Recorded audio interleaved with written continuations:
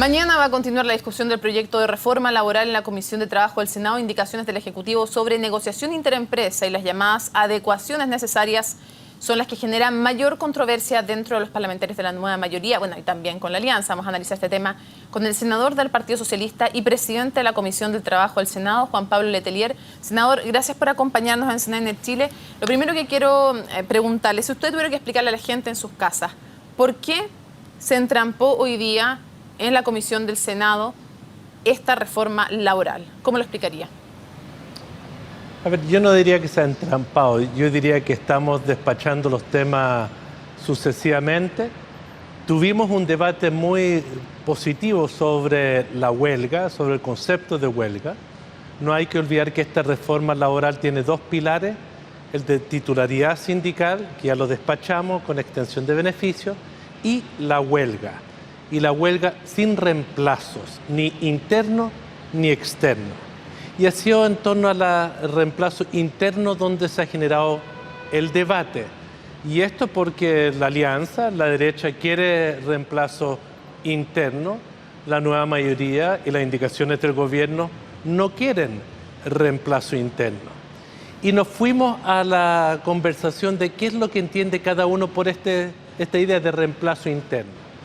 Y lo que quedó muy claro hoy día, lo había dicho ya la ministra de Trabajo, Jimena Rincón, y lo había reconocido así el asesor laboral principal de la Confederación de la Producción y el Comercio. La indicación del Ejecutivo no permite a los trabajadores que no están en huelga ni cambiarlos de lugar ni de función. Es decir, no se le puede cambiar ni de lugar ni de función y por tanto eso es lo que el gobierno entiende por reemplazo interno. Senador, la oposición tenía otra definición. Para algunos, incluso ¿sí? Dentro de la nueva mayoría, estas adecuaciones necesarias son un reemplazo interno encubierto. Se ha dicho de parte del gobierno que las empresas van a poder hacer adecuaciones necesarias. ¿Por qué, según usted, esta redacción finalmente no es equivalente a un reemplazo interno, pero encubierto, como han dicho dentro de la propia nueva mayoría? Muchas gracias por la pregunta. Yo creo que la confusión surge de lo siguiente. En enero, el Ejecutivo presentó una indicación, el gobierno presentó una indicación que decía lo siguiente: el empleador, en uso de sus facultades, con los trabajadores que no están en huelga, podrá realizar las adecuaciones necesarias, incluidas turnos y horarios. Es decir, en enero presentaron una indicación, un texto abierto, muy amplio. En esta ocasión, dado que en enero los senadores de la nueva mayoría de la Comisión de Trabajo rechazamos esa redacción, ha presentado una nueva redacción. Y quizás no todos los colegas se han detenido en leer el detalle de la nueva redacción y la opinión del Ministerio de Trabajo, del Gobierno y por sobre todo de la Dirección de Trabajo. Senador, me gustaría preguntarle algo muy simple, dice? Una persona que tiene varias funciones en una empresa dentro de su contrato, ¿va a poder o no cumplir con las funciones de un compañero que está en huelga si es que dentro de su contrato previamente estaba establecido que, aparte de lo que hace habitualmente, también puede cumplir con otras funciones? No va a poder realizar las funciones que no desarrolla habitualmente. El debate de hoy fue sobre eso. Los ajustes necesarios solo es para que el trabajador o trabajadores pueda ejecutar las funciones que realiza siempre. Esa es la doctrina de la Dirección de Trabajo, ese es el espíritu de la indicación, eso fue lo que debatimos largamente en la comisión hoy día. Senador, para ser aún más preciso, lo que quiero precisar, Mónica, sí. no basta que esté en el contrato escrito. Hay muchos empleadores que hoy están poniendo 20 funciones. No vale eso. No, solo la vale realidad. Lo que uno realmente hace habitualmente. Prima el principio, el llamado principio de realidad, es decir, lo que más allá del contrato es habitualmente labor de un empleado. Para ir más al punto todavía, porque este es el punto de la polémica.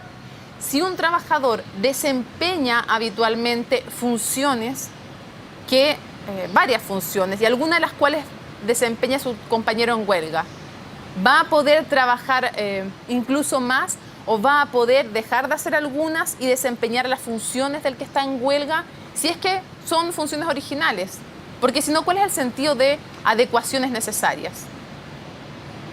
Mire, lo que ocurre es lo siguiente, y disculpen que me alargue un pelo, pero la huelga es de la gente que está en el sindicato, que está negociando. Pueden haber otros trabajadores que son de otros sindicatos o que no están sindicalizados. Y en eso lo fundamental es que el trabajador que no está en huelga pueda realizar sus funciones, para las funciones habituales.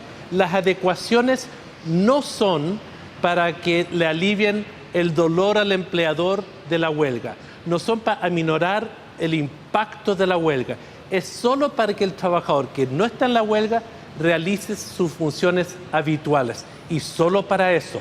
No es para ablandar el impacto de la huelga, no es para recargarlo de trabajo, no es para sobreexplotarlo porque hay una huelga. Eso es una práctica desleal cuando se hace con otros fines que no sean las de que cumpla sus funciones. Doy un ejemplo. Si uno está en una grúa A, ¿lo pueden cambiar a una grúa B si es operador de grúa? Sí, lo pueden cambiar de grúa, pero es operador de grúa. El operador de grúa no se transforma en estibador o no se transforma en guardia, no se transforma en cajero, no cambia la función que habitualmente desarrolla. Pero puede hacer el trabajo de su compañero de la grúa B. Puede, Está en huelga, él hace refiero. su trabajador sus 8 horas, no, él hace su trabajo.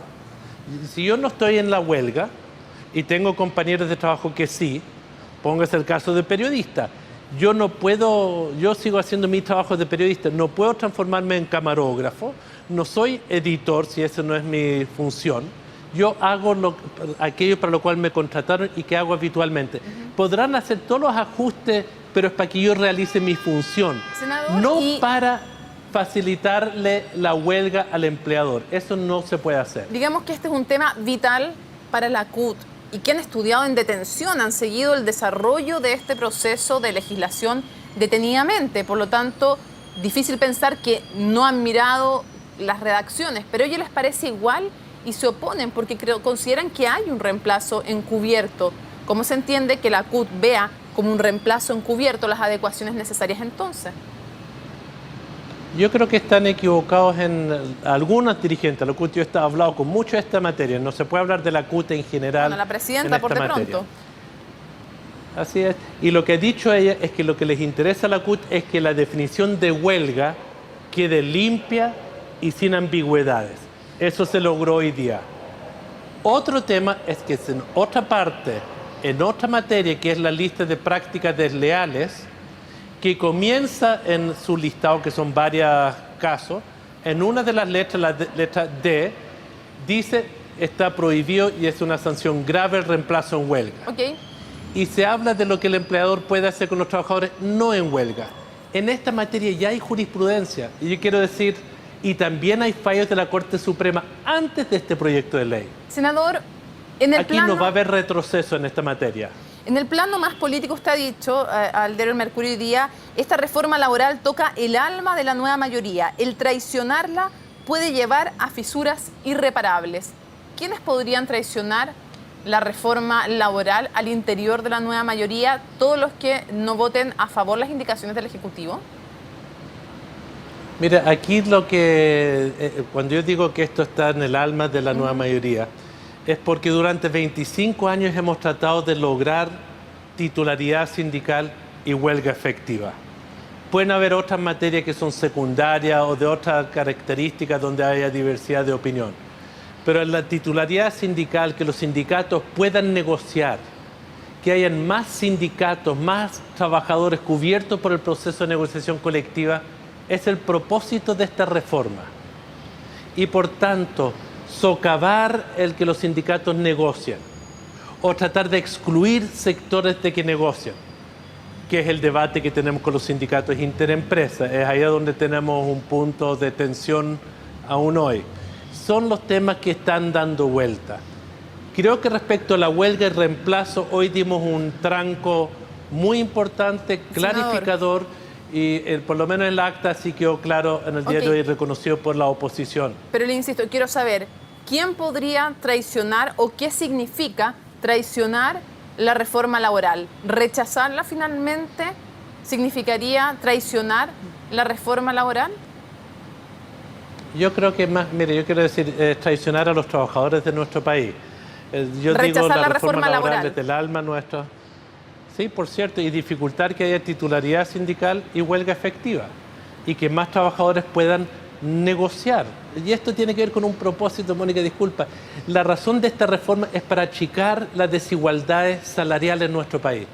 El no entender que esta ley es para los trabajadores, no es para los empresarios, es para que los trabajadores puedan negociar mejor y más trabajadores negociar, poner piedras en ese camino buscando el reemplazo interno o debilitando la negociación de los sindicatos interempresas.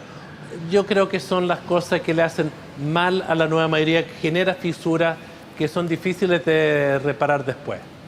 ¿Qué pasaría con la nueva mayoría si no logran aprobar o se entrampa la reforma laboral, senador? Mire, yo soy optimista por naturaleza, yo tengo la convicción que estamos pasando día a día en este debate y que se van a crear las condiciones para que terminemos con una muy buena reforma laboral. Sin embargo, aún estamos en el medio de las votaciones en uno de los trámites. Ok, pero es posible si no que les va terminemos bien en comisión mixta. No, es posible si no le que va bien, terminemos ¿qué en pasa? comisión mixta también. ¿Qué pasa con la nueva mayoría si es que incluso en la comisión mixta, incluso después, esto tiene problemas serios que provocan cambios en la reforma, cambios importantes? ¿Qué tan importante es para el futuro de la nueva mayoría esta reforma en especial? Pero yo quiero decir, para los socialistas, para la nueva mayoría, esto está en el programa de gobierno. Nosotros asumimos un compromiso con la sociedad y esperamos que todos los senadores de la nueva mayoría garanticen que esta reforma se apruebe. Tenemos una mayoría muy precaria en el Senado. 2 senadores que no concurran constructivamente puede hacer que algunas de estas materias se caigan. Esa es la realidad en que estamos. Y por ende yo he planteado y he hecho un llamado a que todos ayudemos a que salga esta reforma y que entiendan, por lo menos algunos de mis colegas, porque hay 2 senadores de la democracia cristiana que han dicho que ellos tienen reparo respecto al reemplazo interno y respecto a los sindicatos interempresas. Y esto no es novedad y por eso nosotros hemos querido asegurar que en la huelga, que claro que no hay reemplazo interno y que no hay 2 interpretaciones en esa materia. Y respecto a los sindicatos interempresas, eso lo discutiremos mañana y lo veremos cómo se vota en sala. Aquí lo que importa es cómo termina el proyecto. Yo espero que no tengamos comisión mixta. Todo indica que es posible que ocurra. No me espanto que eso termine pasando, pero necesitamos una reforma que ayude a los trabajadores y no les frustre su expectativa.